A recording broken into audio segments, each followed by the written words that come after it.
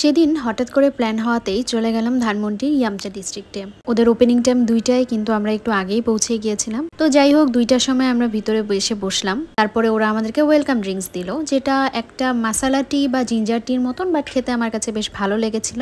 তারপরে আমরা স্টার্টার হিসেবে 2 ধরনের অন্থন অর্ডার করলাম। ফার্স্ট এটা হচ্ছে অন্থন ইন চিলি অয়েল, যেটা আমার কাছে খুবই ভালো লেগেছিল।